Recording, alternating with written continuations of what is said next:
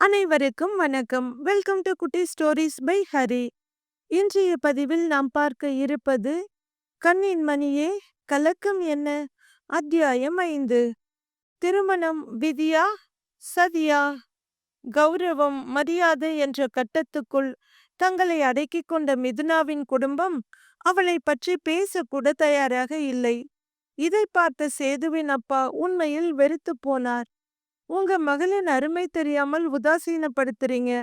விரைவில் அவள் யார் என்று தெரிந்து கொள்வதற்கான காலம் வரும் என்றவர் வண்டியை எடுக்கச் சொல்ல ரிதீஷ் மாதவன் காரை ஸ்டார்ட் செய்தான். அதுவரை மூக்கில் வழிந்த இரத்தத்தை துடைத்து கொண்டிருந்த மிதுனாவின் பெரிய அண்ணன் நிமிர்ந்து பார்க்க டிஸ்ட்ரிக்ட் ஜட்ஜ் என்ற எழுத்துக்கள் காரின் நம்பர் பிளேட்டில் மின்னியதை பார்த்து அதிர்ந்து போனான். அவனுடைய அம்மா ஐஸ் கட்டிகளை ஒரு சின்ன கர்ச்சீஃபில் கட்டி மகனுக்காக எடுத்து வந்து கொண்டிருந்தாள். சில்லி மூக்கு தான் உடைஞ்சிருக்கும். ஏண்டா, நாங்க பெரியவங்க பேசிட்டு இருக்கோம்ல, அதுக்குள்ள உனக்கு என்னடா அவசரம்? இப்படி அவங்க பையனை அடிக்க போய் உனக்கு இந்த தேவையில்லாத வேலை என்று மகனை கடிந்து கொண்ட வெங்கடேசன், எதற்கும் ஆஸ்பத்திரிக்கு போயிடலாம் என்றார். பையனின் முகத்தில் ஐஸ் கட்டி ஒத்தடம் கொடுத்து கொண்டிருந்த பாப்பாத்தி தாமோதரனிடம் திரும்பினாள். தம்பி, நீங்க சொன்னதால அவங்கள சும்மா விட்டோம். இல்லைன்னா நம்ம பசங்க 2 பேரும் அவங்க எல்லாரையும் உண்டு இல்லைன்னு பண்ணியிருப்பாங்க என்று சொல்ல, பெரியவன் மூக்கில் இருந்து வந்த ரத்தம் மட்டுமல்ல, மூச்சும் உறைந்து போனது. அம்மா, வந்தது யாருன்னு தெரியாம பேசாத என்றான் அடிக்குரலில்.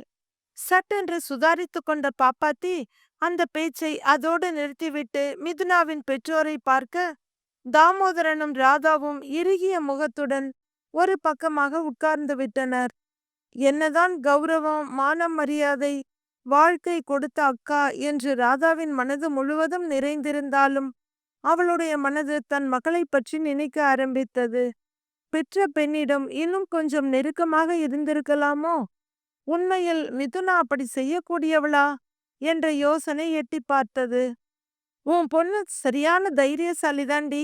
ஓடி போனது மட்டுமில்லாம அவங்க குடும்பத்தையே கூட்டிட்டு வந்து நம்ம கிட்ட பேச வைக்கிறாளே, ரொம்ப துணிச்சல் தான் என்று ஏளனமாக பேசிக் கொண்டிருந்தார் மிதுனாவின் அப்பா. சரி தம்பி, விடு. அதை ஏன் நினைச்சு கஷ்டப்பட்டுட்டு இருக்காத.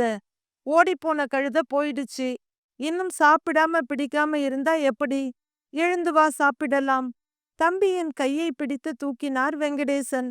அண்ணனின் பேச்சை தட்ட முடியாமல் தாமோதரன் எழுந்திருக்க ராதாவையும் மெதுவாக அழைத்து வந்தாள் பாப்பாத்தி. சரியாக 1 மணிக்கு எல்லோரும் காலை டிஃபனை சாப்பிட்டார்கள். திரும்பி வந்து கொண்டிருந்த ரகுராம் குடும்பத்தினர் ஆளுக்கு ஒரு மனநிலையில் இருந்தனர். ச்ச, என்ன மாதிரி மனிதர்கள் இவர்கள் என்ற சலிப்பில் இருந்தார் ரகுராம். ரிதீஷ் காரை கவனமாக ஓட்டிக்கொண்டிருந்தாலும் அவன் மனதில் ஆச்சரியமும் திகைப்பும் அலைமோதிக் கொண்டிருந்தது. அப்பா சொன்ன வார்த்தைகளை கேட்டு அதிர்ச்சியில் உறைந்து போயிருந்தான் சேதுமாதவன். அவனுடைய அம்மா காயத்ரியும், என்ன இவர் பாட்டுக்கு 4 பேர் முன்பாக சொல்லிட்டு வந்துட்டாரே, இதில் முக்கியமானவர்கள் சேதுவும் அந்த பெண் மிதுனாவும் தானே. அப்படி இருக்க இவர் சொன்னது எப்படி சாத்தியமாகும் என்ற குழப்பத்தில் இருந்தார். இது எதையும் அறியாத மிதுனா கண்களில் வழியும் கண்ணீரை துடைக்க கூட திராணி இல்லாமல் உட்கார்ந்து இருந்தாள். அவள் தன்னைத்தானே திட்டிக் கொண்டிருந்தாள். எனக்கு மேற்படிப்பு படிக்கும் ஆசையே வந்திருக்க கூடாது. 10ஓடு 11ஆக இருந்திருக்க வேண்டும். வீட்டில் இருப்பவர்கள் சொன்னபடி திருமணம் செய்து கொண்டு போயிருந்தாள் இப்படி அனாதையாக நின்று இருக்க மாட்டேன். என்னால் இன்னொரு குடும்பத்திற்கும் பிரச்சனை வந்திருக்காது என்றெல்லாம் எண்ணி எண்ணி மருகினாள். யாரும் யாருடனும் பேசவில்லை. ஒருமுறை எல்லோருடைய முகத்தையும் கண்ணாடி வழியே பார்த்த ரிதீஷ் தன் அப்பாவிடம் பேச விரும்பினான். அவரும் ஆழ்ந்த யோசனையில் இருக்கவே காரை செலுத்துவதில் மட்டும் கவனம் செலுத்தினான். கார் வீட்டுக்குள் வர அமைதியாக இறங்கி உள்ளே வந்தனர். அதுவரை அதிர்ச்சியில் இருந்த சேதுவின் நாக்கு துடித்து கொண்டிருந்தது. ஆனாலும் இந்த நிலையில் தன் மனதில் இருக்கும் ஆதங்கத்தை கொட்டி அப்பாவின் மனதை வருத்தமடைய செய்ய விரும்பவில்லை. அமைதியாக அவன் அறைக்கு போய்விட்டான். மற்றவர்கள் ஹால் சோஃபாவில் உட்கார அடுத்து என்ன நடக்கப் போகிறது என்பதை தெரிந்து கொள்ள ஆர்வமாக ரித்தீஷும் அங்கேயே உட்கார்ந்து விட்டான். மிதுனாவுக்கு என்ன செய்வது என்று புரியவில்லை. வெகுநேர அமைதிக்கு பிறகு தனக்குத்தானே பேச ஆரம்பித்தாள். அம்மா அப்பாவின் ஆசையைத்தான் நிறைவேற்ற முடியவில்லை. அவர்கள் தன்னை தவறாக புரிந்து கொண்டாலும் நடந்தது இல்லை என்று ஆகிவிடாது. சினிமாவுக்கு போனதன் பின் விளைவுதான் இதெல்லாம். அதன் தொடர்ச்சிதான் ஒரு இரவு வெளியே தங்க நேர்ந்ததும் அம்மா அப்பா தவறாக நினைக்க நேர்ந்ததும். நடந்ததை மாற்ற முடியாது. இனி தாத்தாவின் ஆசையையாவது நிறைவேற்றலாம். எப்படியும் நம் படிப்புக்கு எளிதாக வேலை கிடைத்துவிடும். வாழ்க்கையில் அம்மா அப்பா உறவுகள் என்று எல்லாமே என்னை விட்டு போய்விட்டது. அட்லீஸ்ட் படிப்பாவது என்னுடன் இருக்கும்படி பார்த்து கொள்ள வேண்டும் என்று முடிவெடுத்தாள். உதவி செய்ய வந்த சேதுமாதவனுக்கு மட்டுமல்ல, அவர் குடும்பத்துக்கே தான் பெரும் சுமையாகிவிட்டோம் என்று நினைத்தவள், சார், மேடம், தப்பா நினைக்கலன்னா என்ன ஒரு ஹாஸ்டல்ல சேர்த்து விட முடியுமா? வீட்ல வேலைக்கு அனுப்ப மாட்டாங்கன்னு தான் நான் கேம்பஸ் அட்டன் பண்ணல. ஆனா ரிசல்ட் எப்படியும் இன்னும் 2 மாசத்துக்குள்ள வந்துடும். அதுக்கப்புறம் எனக்கு உடனடியா வேலை கிடைச்சிடும். அதுவரை சமாளிக்க என் அக்கவுண்டில் பணமும் இருக்கிறது. நான் கழுத்தில் போட்டிருக்கும் 4 பவுண்ட் செயினும் இருக்கிறது என்று அழுகையை கட்டுப்படுத்தி கொண்டு திக்கி திணறி ஒருவாறு சொல்லி முடித்தாள் மிதுனா. அவ்வளவுதான், எல்லாம் முடிந்துவிட்டது. உலகமே இருண்டு விட்டது என்று நினைக்காமல் அடுத்தது என்ன என்று யோசிக்கிறாளே. உண்மையில் இவள் மிகவும் தைரியமும் புத்திசாலித்தனமும் நிறைந்த பெண்தான். அதனால்தான் நேற்று இரவு அந்த ரவுடிகளின் கையில் சிக்காமல் தப்பித்து இருக்கிறாள். அந்த நேரத்தில் இவள் மிகவும் சமயோஜிதமாக நடந்து கொண்டு இருந்திருக்க வேண்டும் என்று நினைத்த ரகுராம் காயத்ரியை பார்க்க அவரும் அவர் கண்களில் அதேதான் பிரதிபலித்தது. இந்த விஷயத்தை எப்படி அணுகுவது? சேதுவிடம் எப்படி பேசுவது? இவளிடம் என்ன பேசுவது என்று யோசித்த தம்பதியர் இருவரும் ஒருவரை ஒருவர் பார்த்து கொண்டனர். ஆனால் இதில் அவர்கள் கவனிக்க தவறிய ஒரு விஷயம் அவர்கள் வீட்டு முந்திரிக்கோட்டை ரித்தீஷ் அங்கு இருப்பதைத்தான். அவர்களின் பார்வை பரிமாற்றத்தை பார்த்த மிதுனா இன்னும் குழம்பி போனாள். ஏனெனில் அவள் காரை விட்டு கீழே இறங்க அவர்கள் யாரும் அனுமதிக்கவில்லை. காருக்குள் தான் உட்கார்ந்திருந்தாள். அவர்கள் அடித்து கொண்டதும் அவர்களின் கோப முகங்களும் தெரிந்ததே தவிர என்ன பேசிக்கொண்டார்கள் என்பது அவளுக்கு தெரியாது. அதனால்தான் இந்த முடிவுக்கு வந்திருந்தாள். தன்னால் இவர்கள் இவ்வளவு தூரம் இறங்கி வந்து சண்டை போடும் அளவுக்கு ஆகிவிட்டதே என்ற வருத்தம் அவளுக்கு.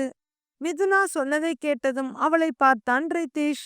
அவளுடைய குழம்பிய முகத்தை பார்த்தவன் உடனே பேச ஆரம்பித்தான். அண்ணி என்று அவன் அழைத்ததில் அந்த அண்ணிக்கு ஸ்பெஷல் அழுத்தம் கொடுத்தான். மிதுனா திடுக்கிட்டு அவனை பார்க்க, ஆமா அண்ணி, அங்க நடந்தது எதுவுமே உங்களுக்கு தெரியாதுல்ல? கடைசியா அப்பா என்ன சொன்னாருன்னு தெரியுமா என்று ரித்தீஷ் கேட்க, வாய் திறந்து கேட்காவிட்டாலும் அவனையே பார்த்து கொண்டிருந்தாள் மிதுனா. உங்க மகளை நீங்க ஏத்துக்கலைனாலும் இந்த வீட்டு மருமகளா நாங்க ஏத்துக்குவோம்னு அப்பா சொல்லிட்டு வந்துட்டாரு என்று போட்டு உடைத்து விட்டான் ரித்தீஷ். அப்படியே விக்கித்து போனாள் மிதுனா. இத்தனை வருடங்களாக பெற்று வளர்த்த அம்மா அப்பாவே இவள் மேல் நம்பிக்கை வைக்காமல் விரட்டி விட்டார்கள். ஆனால் இவர்கள் மகன் தவறாக நினைத்து பின் பரிதாபப்பட்டு அழைத்து வந்த பெண்தான். அப்படிப்பட்ட ஒரு பெண்ணை தங்கள் வீட்டு மருமகளாக ஏற்றுக்கொள்ள துணிந்ததோடு மட்டுமல்ல, அதை அவளுடைய உறவினர்களிடமும் சொல்லிவிட்டு வந்திருக்கிறார்களே. எப்பேற்பட்ட மனது இவர்களுக்கு! கண்டிப்பாக பெரிய மனிதர்கள், மிகப்பெரிய மனிதர்கள். ஆனால் தனக்கு அந்த கொடுப்பினையும் இல்லை, அந்த நிலையிலும் தான் இல்லை என்று நினைத்தாள் மிதுனா. காயத்ரி இன்னமும் ரித்தீஷையே முறைத்து கொண்டிருக்க ரகுராம் மிதுனாவை பார்த்தார். அதுவரை உட்கார்ந்திருந்த மிதுனா எழுந்து நின்று இருவருக்கும் கைகூப்பினாள். உங்கள் மகன் என் உயிரை காப்பாற்றினார். நேற்று இரவு மட்டும் அவர் வந்திருக்கவில்லை என்றால் என்னுடைய உயிர் மட்டுமல்ல, நானும் சிதைந்து போயிருந்திருப்பேன். ஆனால் இதையெல்லாம் தெரிந்து கொள்ளக்கூட என் பெற்றோர் விரும்பவில்லை. யார் என்று தெரியாத எனக்கு இவ்வளவு உதவி செய்ய முன்வந்திருக்கிறீர்கள். உங்களின் உயர்ந்த உள்ளத்துக்கு நன்றி என்ற ஒரு வார்த்தை போதாதுதான். இருப்பினும் நான் உங்களுக்கு பாரமாக இருக்க விரும்பவில்லை. நான் முன்பு சொன்னது போல என் அம்மா அப்பாவுக்கு தான் நல்ல மகளாக இருக்க முடியவில்லை. என் தாத்தாவுக்கு ஒரு நல்ல பேத்தியாக இருந்து அவருடைய ஆசையை நிறைவேற்றப் போகிறேன். என்னை ஏதாவது ஒரு ஹாஸ்டலில் மட்டும் சேர்த்து விடுங்கள், போதும் என்றாள் மிதுனா தெளிவாக. காயத்ரி எழுந்து வந்து மிதுனாவின் தோலை பற்றி மெதுவாக உட்கார வைத்தார். மிதுனா, அவசரத்தில் எடுக்கும் எந்த முடிவும் சரியாக இருக்காது. அதே மாதிரிதான் உணர்ச்சி வசத்தில் எடுக்கும் முடிவும் சரியாக இருக்காது. நீ கொஞ்சம் அமைதியாக இரு மிதுனா. நீ நினைப்பது போல உன்னை எங்கோ ஹாஸ்டலுக்கு அனுப்பி வைக்க முடியாது.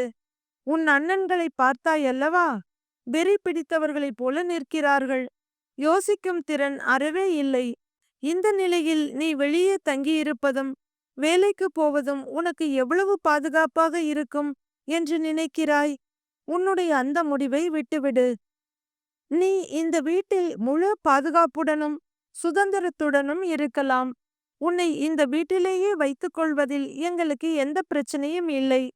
ஆனால் தேவையில்லாமல் நமது குடும்பத்திற்கு ஒரு கெட்ட பெயர் வருவதற்கு ஏன் நாமே காரணமாக இருக்க வேண்டும்?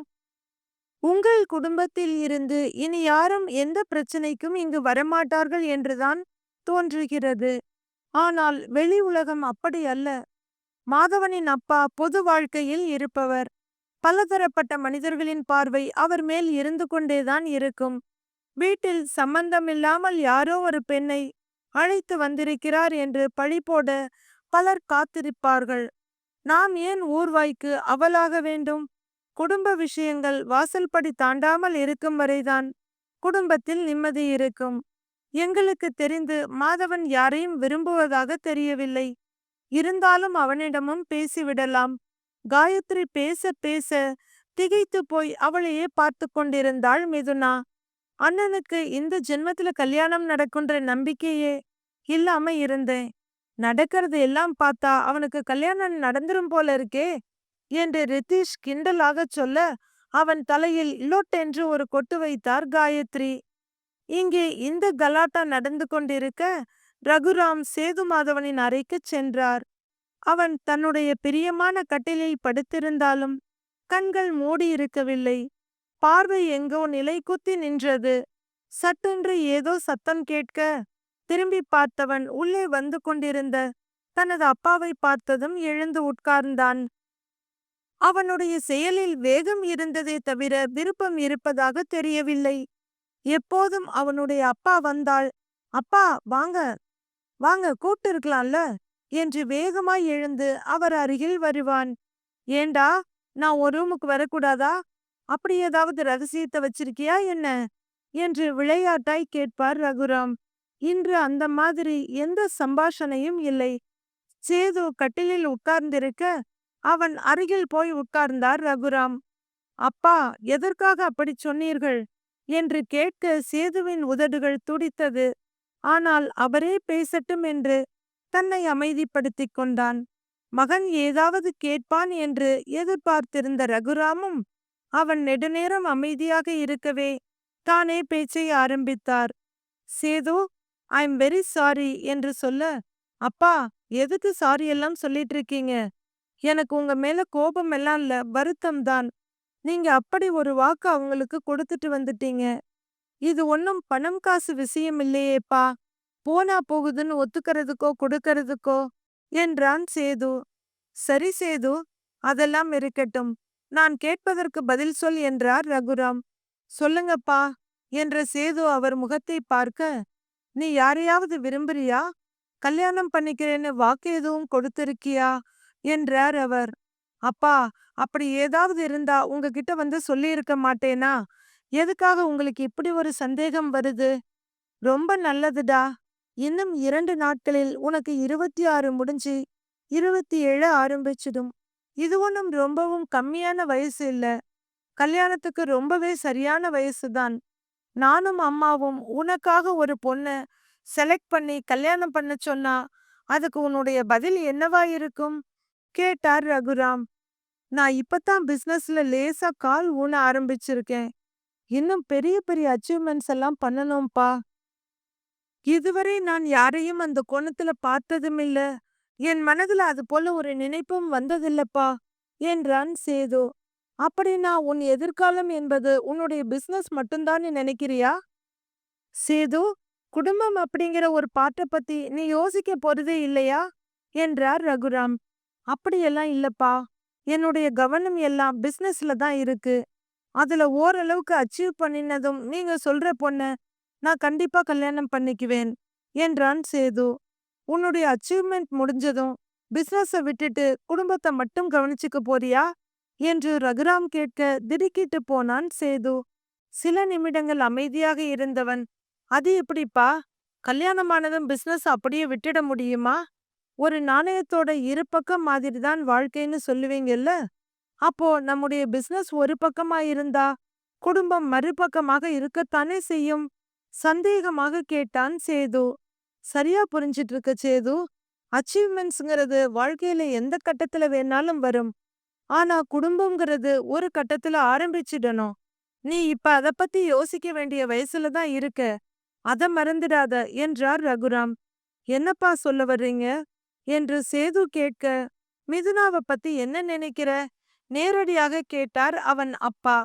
அப்பா, அவ ரொம்ப பாவம். சேது சொல்ல, பாவம் மட்டும்தானா? அவளை பத்தி வேற ஒன்னும் தோணலையா உனக்கு என்றார் அவன் அப்பா.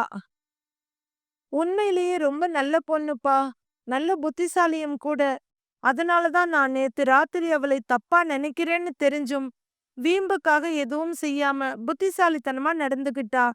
ஆனா என்ன, அவளை பெத்தவங்களுக்கு தான் அவளை பத்தி எதுவுமே தெரியல என்று வருத்தமாகச் சொன்னான். அப்போ மிதுனாவை பத்தி உன் மனசுல நல்ல அபிப்பிராயம் தான் இருக்கு இல்லையா என்று ரகுராம் கேட்க, அப்பா, முதல்ல பிரதீபால நான் அவளை ரொம்பவே தப்பா தான் நினைச்சேன். ஆனா அதுக்கப்புறம் அப்படி நினைச்சதுக்காக எனக்கு என் மேலேயே ரொம்பவும் கோபமா இருக்கு. நானும் கிட்டத்தட்ட அவளோட அம்மா அப்பா உறவுகள் மாதிரி தான் நடந்துட்டு இருக்கேன்னு நினைக்கும் போது எனக்கே ரொம்பவும் அவமானமா இருக்குப்பா என்றான் சேது வருத்தத்துடன். பரவாயில்லடா, நீ அப்படி நினைச்சது பெரிய தப்புன்னு சொல்லிட முடியாது. ஆனா அப்போதே நீ அந்த பொண்ண கொஞ்சம் விசாரிச்சிருந்தா அவளும் நடந்தத சொல்லி இருப்பா. இப்ப அவளுக்கு இப்படி ஒரு நிலை வந்திருக்காது. அந்த பொண்ணோட இந்த நிலைக்கு தெரிஞ்சோ தெரியாமலோ நீயும் ஒரு காரணமாயிட்ட. ரகுராமின் வார்த்தைகளில் சாட்டை அடிபட்டது போல நிமிர்ந்தான் சேது. நீயே ஒரு முடிவு பண்ணி அவளை குற்றவாளி கூண்டுல நிறுத்திட்ட. அதையே தான் இப்போ அவளுடைய அம்மா அப்பாவும் செய்யறாங்க. அந்த பொண்ணு என்னடா பாவம் செஞ்சா? நாமும் அவங்க மாதிரியே நடந்துக்க கூடாதுல்ல. அவ சொல்ற மாதிரி அவளை ஹாஸ்டலுக்கும் அனுப்ப முடியாது. அவளுடைய அப்பா அம்மா முட்டாள்தனமா இருக்காங்கன்னா அவளுடைய அண்ணன்கள் வெறி பிடித்த வேங்கைகளா இருக்கானுங்க. நம்ம வீட்லயும் அவளை மிஸ் மிதுனாவா வச்சுக்க முடியாது. மிஸ்ஸஸ் சேது மாதவனா தான் நம்ம வீட்டுக்குள்ள அவ இருக்க முடியும். ரகுராம் சொல்ல சேதுவுக்கு அதிர்ச்சியும் வருத்தமுமாக இருந்தது. சுவர் கடிகாரம் மணி 4 என்று காட்டியது. சரியாக நேற்று இந்த நேரத்தில் ஒரு கிளையண்ட்டுடன் மீட்டிங்கில் இருந்தான் சேது. நடந்ததை எல்லாம் நினைத்து பார்க்க ஒரு நாளில் இத்தனை மாற்றங்கள் நிகழ்ந்தது போல தெரியவில்லை. ஏதோ யுகம் யுகமாக நடந்து கொண்டிருப்பதைப் போல தோன்றியது அவனுக்கு. அவனுக்கு மட்டுமல்ல, கீழே திகைத்து போய் சிலையாய் உட்கார்ந்திருந்த மிதுனாவுக்கும் அப்படித்தான் தோன்றியது. நேற்று 4 மணிக்கு பிறகுதான் அவள் வாழ்க்கையின் திசை மாறியது. 3:50க்கு காலேஜை விட்டு வெளியே வந்தவள் நேராக வீட்டுக்கு போயிருந்தாள். அவளையும் அறியாமல் ஒரு பெருமூச்சு வந்தது. பல வருடங்களாக துன்பக்கடலில் மூழ்கி இருப்பது போல தோன்றியது அவள் மனதுக்கு. எனக்கு ரொம்ப பசிக்குது, ஏதாவது கிடைக்குமா என்று ரித்தீஷ் கேட்க, ஒன்னும் செய்யலடா, வேலைக்காரம்மா இன்னைக்கு லீவு என்றார் காயத்ரி. அப்பாடா, ரொம்ப சந்தோஷம், உங்க சமையல்ல இருந்து இன்னைக்கு விடுதலை என்று ரித்தீஷ் சொல்ல அவன் காதை பிடித்து திருகினார் காயத்ரி. அம்மா, செவிக்கு உணவில்லை என்றால் கொஞ்சம் வயிற்றுக்கு கொடுக்க சொல்லி வள்ளுவர் சொல்லி இருக்காரு. நீங்க பேச வேண்டியதெல்லாம் பேசி முடிச்சிட்டீங்கன்னு நினைக்கிறேன்.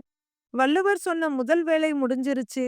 சோ, வள்ளுவர் சொன்ன 2ஆம் வேலைய நான் ஆரம்பிக்க போறேன் என்றவன் மொபைலை எடுத்து ஆர்டர் செய்ய அடுத்த 10வது நிமிடத்தில் உணவு வந்தது. வாங்கி வைத்துவிட்டு அண்ணனை கைப்பிடியாக அழைத்து வந்தான் ரித்தீஷ். குனிந்த தலையுடன் வந்த சேதுவை பார்க்க மிக வருத்தமாக இருந்தது மிதுனாவுக்கு. சுய நினைவின்றி உட்கார்ந்திருக்கும் அவளின் தோளை காயத்ரி தொட எழுந்து வந்து டைனிங் டேபிளில் உட்கார்ந்தாள். ஆளுக்கு ஒன்றாக பார்சலை பிரித்திருக்க தனக்கு முன்பாக இருந்த பார்சலை பிரித்து நிதானமாக சாப்பிட ஆரம்பித்தாள் மிதுனா. தலையை நிமிராமல் சாப்பிட்டு முடித்த சேது கையை கழுவியதும் தன் அறைக்கு திரும்ப அவனை காயத்ரியின் குரல் தடுத்து நிறுத்தியது.